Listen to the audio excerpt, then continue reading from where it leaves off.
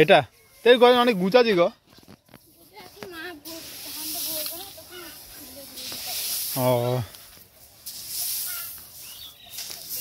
এই ধানটা বোধহয় আজকে হয়ে যাবে নাকি?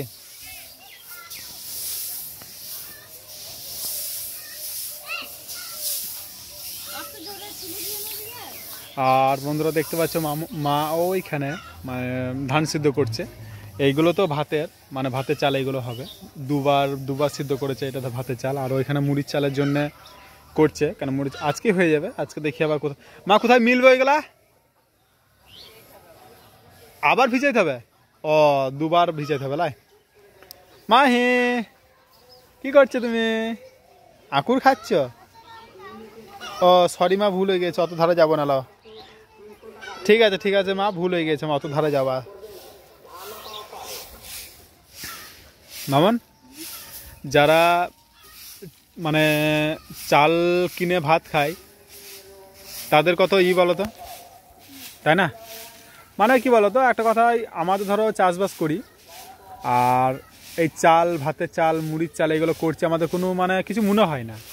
কিন্তু যারা কিনে খায় তাদের কতটা কি বলবো এটাকে, প্রবলেম সমস্যা হয় না, কেন সারা বছর চাল কিনে খেতে হয়, তাহলে তো সমস্যা তো অবশ্যই হবে, তাই না?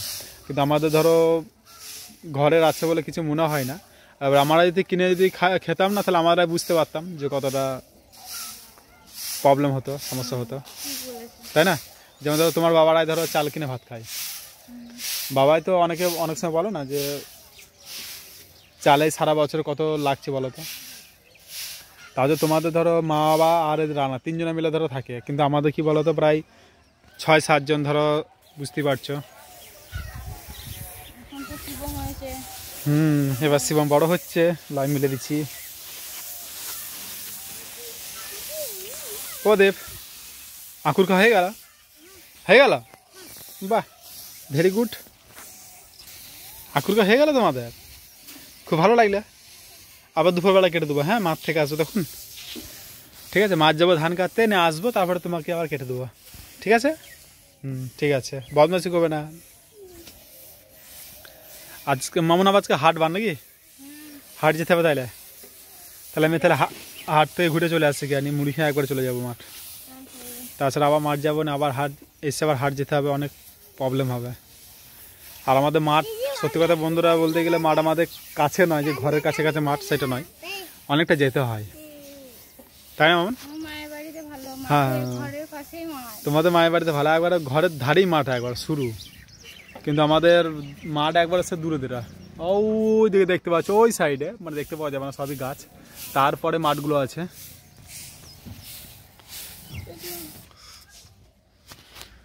হয়ে গেল কমপ্লিট। আর বাবু বেড়াতে গেছিল, চলে এলো নাকি?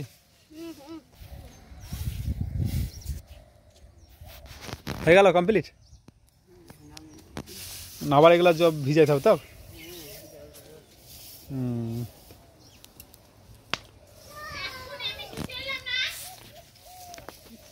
কুকুরটাই ধানে বসছে, আবার ধরো ধানগুলো আবার ধরো গোটাই করবে।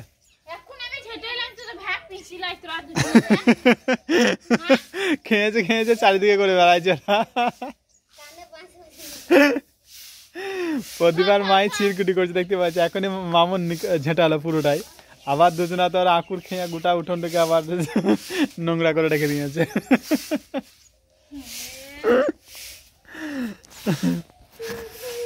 এবার ধান কাটার সময় এবার ঘর তো অবশ্যই এরকম হয়েই থাকবে, তাই না মামুন? খড় ধান কুটো অবশ্যই এগুলো থাকাই ভালো, যত খড় ধান কুটোতে নোংরা হয়ে থাকবে তত ভালো,